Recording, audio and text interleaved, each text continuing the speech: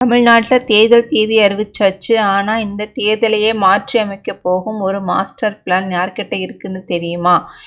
இந்த 5,67,00,000 மக்கள் கிட்ட தான். சமீபத்தில் வெளியான வாக்காளர் பட்டியலில் 5,67,00,000 பேர் வாக்காளர் இருக்காங்க.